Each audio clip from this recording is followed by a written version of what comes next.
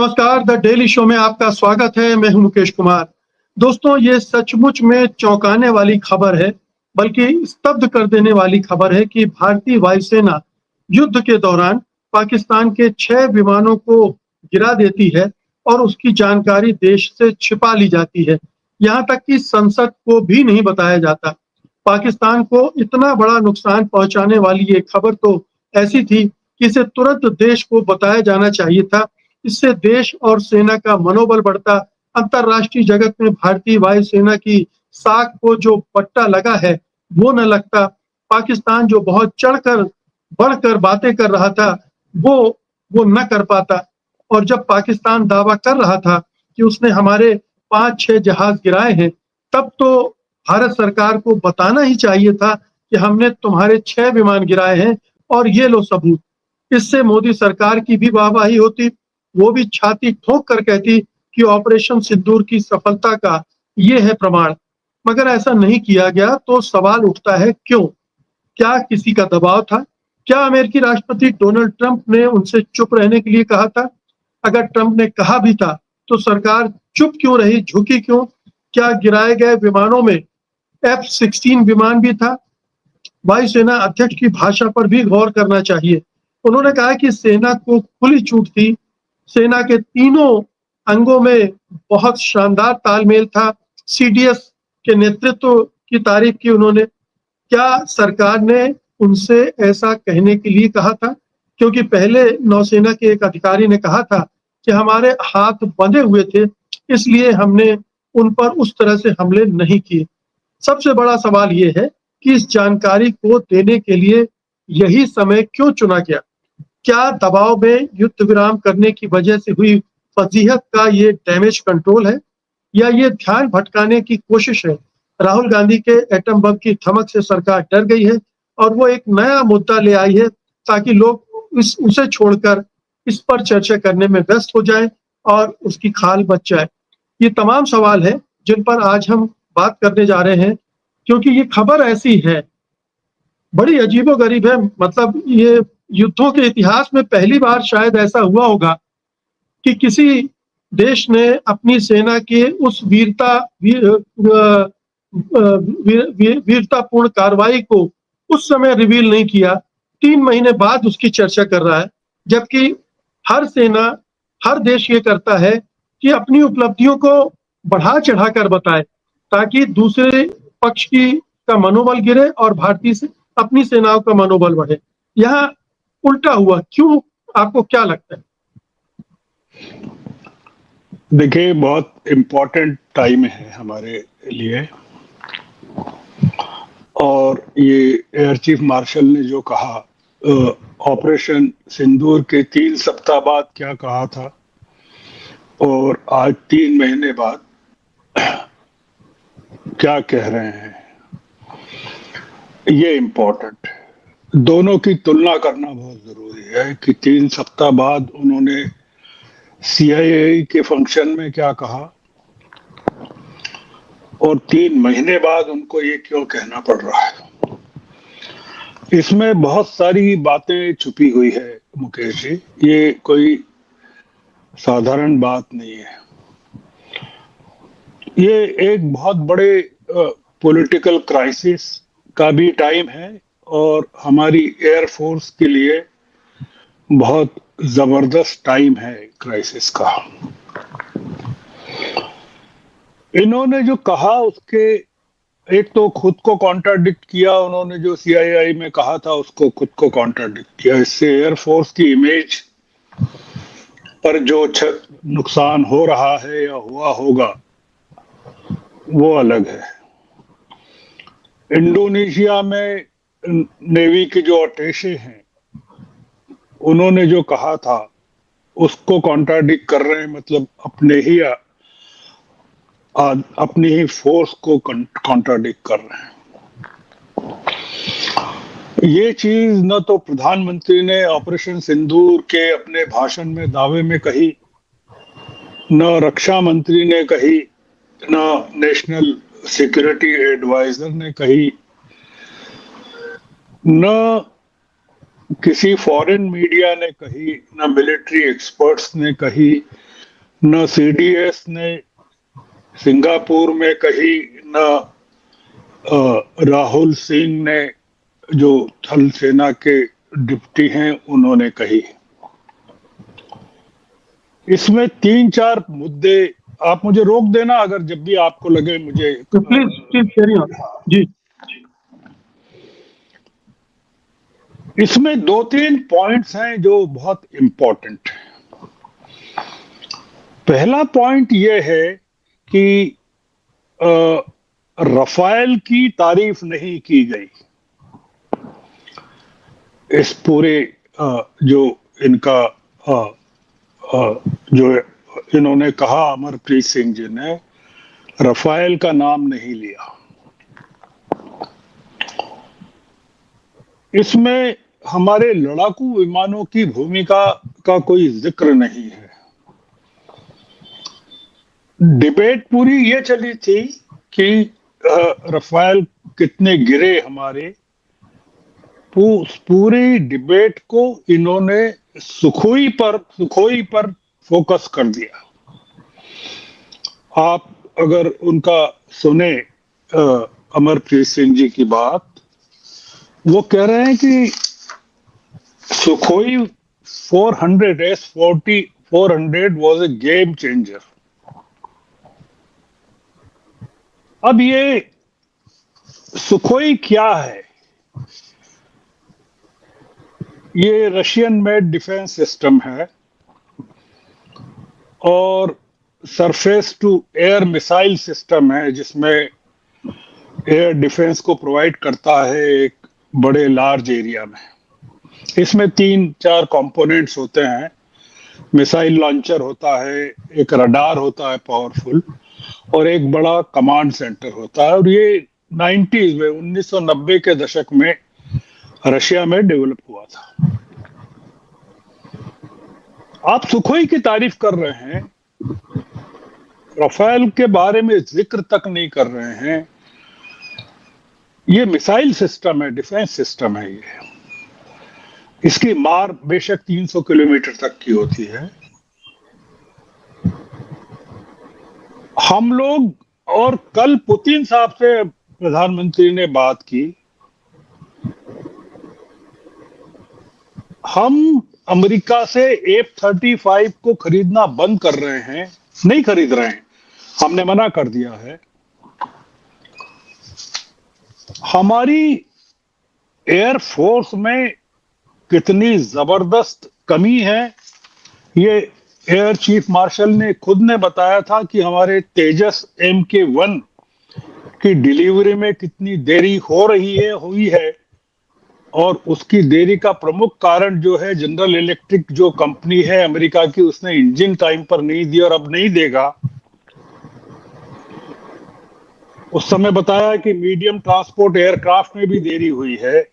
उनका जो मुख्य फोकस था वो ये था कि आत्मनिर्भर बनना पड़ेगा, और जो हम कॉन्ट्रैक्ट साइन करते हैं वो समय पर पूरे नहीं होते। ये उनका ऑपरेशन सिंदूर के 3 सप्ताह बाद कहा था। वो आज तारीफ कर रहे हैं एयरफोर्स की या डिफेंस सिस्टम की तारीफ कर रहे हैं वो, कि हमने क्या किया। लेकिन श्रवण जी, सवाल तो ये उठता है ना कि आपने पहले क्यों तारीफ नहीं की? पहला सवाल तो ये उठता है, अगर आपने ये किया था तो उस समय क्यों नहीं, आज क्यों? बहुत बड़ा इसमें कोई पॉलिटिकल डिसीजंस होना है। हमारे पास जो MiG-21 के 2 स्क्वाड्रंस बचे हैं, वो अगले महीने रिटायर हो रहे हैं। और इंडियन एयरफोर्स की जो कॉम्बैट स्ट्रेंथ है वो बहुत कमजोर होने वाली है। बुरी तरह हमारे पास लड़ाकू विमान नहीं है। एक बड़ी भूमिका बना रहे हैं अमरप्रीत सिंह जी कि हमको तुरंत लड़ाकू विमान चाहिए, और वो लड़ाकू विमान आप पाएंगे कि हम रशिया से लेने वाले हैं। पूरे के पूरे हथियारों का सौदा हम रशिया से करने वाले हैं। और हो सकता है कि हम चीन से भी ले लें। एक ये इसको आप वो ये मत लिए कि आरोप मत बताइए इसमें कि उन्होंने तब क्यों नहीं कहा, अब क्यों कह रहे हैं।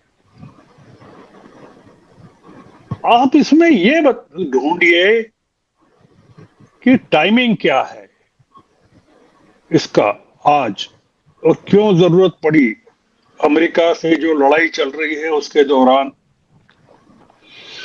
ये पूरा का पूरा ये मैं इसमें कोई राहुल गांधी और इलेक्शन कमीशन का रोल नहीं देख रहा हूं। ये डिबेट को भटकाने का भी नहीं, ये एक अलग मसला है। और ये अलग मसला, इसमें जो इम्पोर्टेंट है वो ये है, रफाल नहीं गिरे वो ये कह रहे हैं, हमने कितने उनके 6 विमान गिराए वो ये कह रहे हैं, वो 5 कौन से थे, 1 कौन सा था ये बता रहे हैं। और सबसे बड़ी बात ये कह रहे हैं कि कोई पॉलिटिकल इंटरफेरेंस नहीं था, हमारे हाथ नहीं बंधे हुए थे।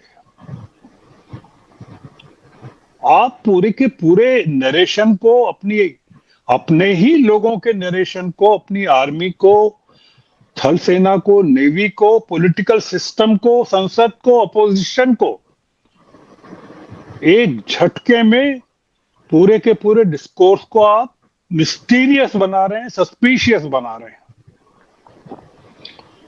तो ये जो इसकी ध्वनि है, हम अमरप्रीत सिंह पर कोई आरोप नहीं लगाना चाहते, बहुत बहादुर हैं वो, एयर चीफ मार्शल हैं, हमारी सेना ने बहुत बहादुरी की है।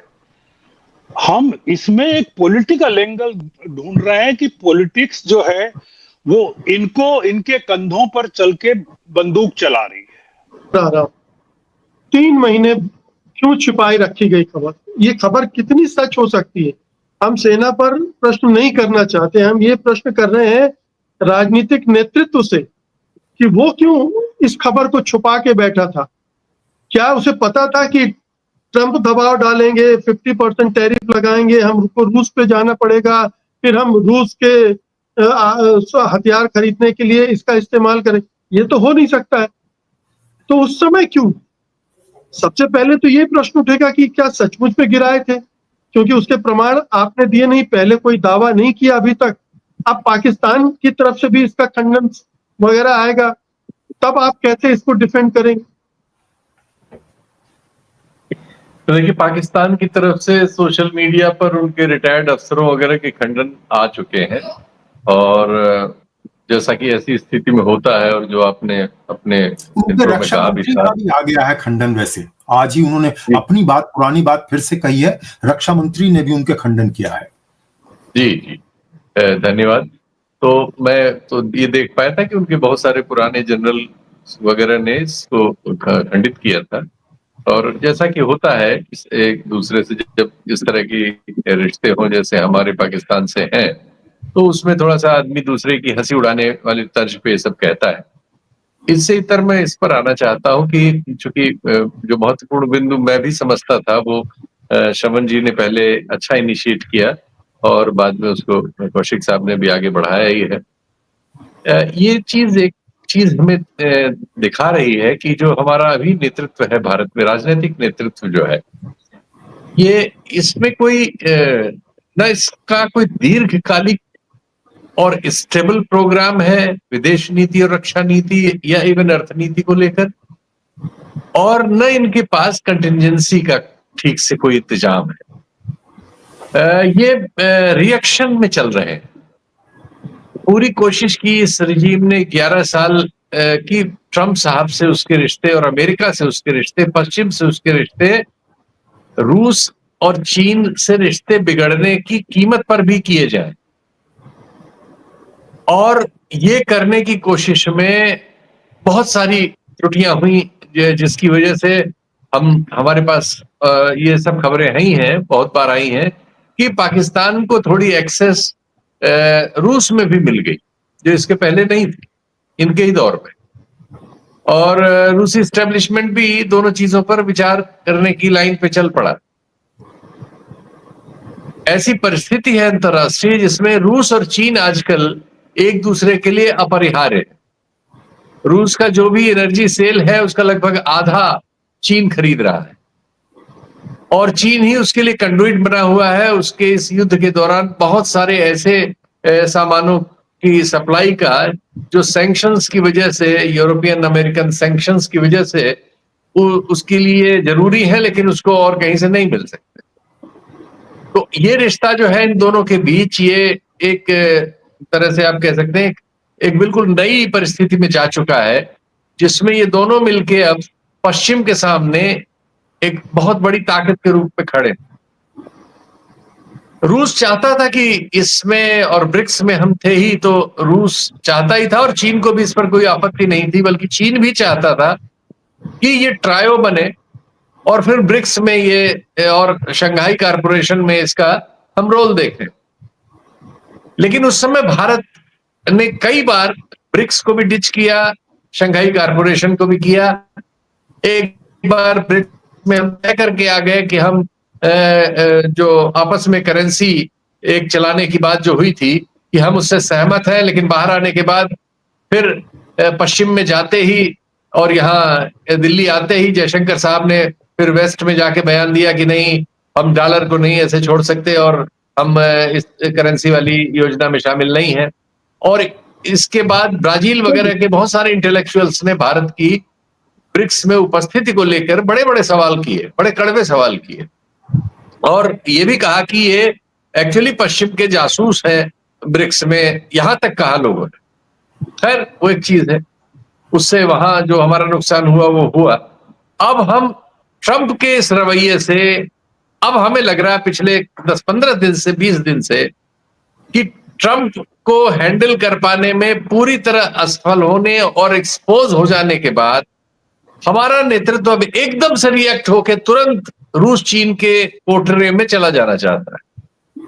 अब वो एकदम से रूस से भी रिश्ते पुराने रिवाइव कर लेना चाहता है, जो श्रीमती गांधी वगैरह के जमाने में थे। और शीतल जी, एक सेकेंड जी, एक वो जो मैं आ रहा हूं, प्रश्न था उसका जवाब नहीं मिल रहा है दरअसल। मैं आ रहा हूं, 3 महीने छिपाई गई। मैं आ रहा हूं जी। तो अब ये जो चीज है, ये जो अभी हमारे जो एनएसए हैं वो गए रशिया, पुतिन के भारत आने की बात आजकल हमारे मीडिया और जो राइट विंग के लोग हैं उसमें बहुत हो रही है।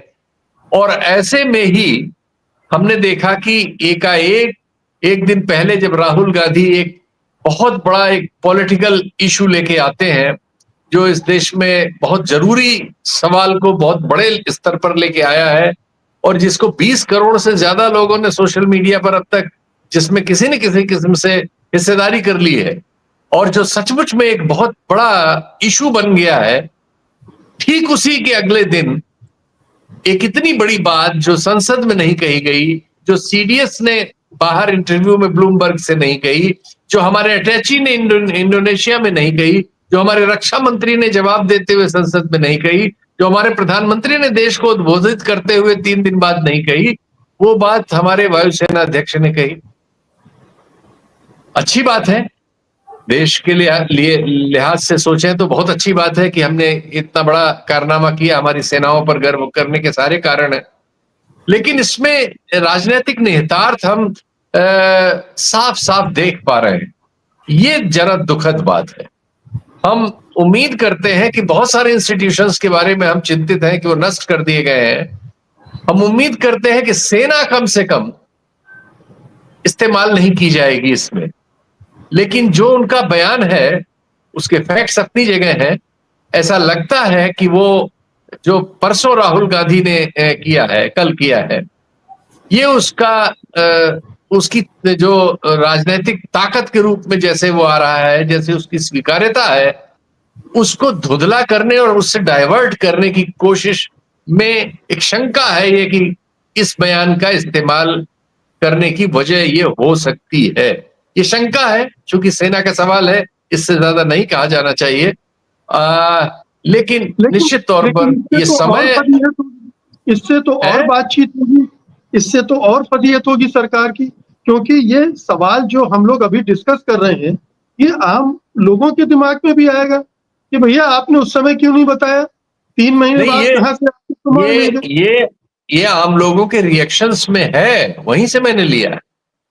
ये इन टिप्पणियों पर जो सोशल मीडिया में बहस, हमारे यहाँ अब हम भी एक सक्रिय समाज है, हमारे यहाँ 40-50 करोड़ लोग उसमें एक्टिव रहते हैं, तो ये उस बहस में आया, ये पाकिस्तान के की ओर से आ रहे रिएक्शन के जवाब में भी आया और इंडिपेंडेंटली भी आया, ये वहीं से आ रहा है। जी तो श्रवण जी, आपने जो टाइमिंग की बात की, उससे उसके दोनों कारण हो सकते हैं। एक जो आपने दिया, एक जो शीतल जी दे रहे हैं, दोनों हो सकते हैं।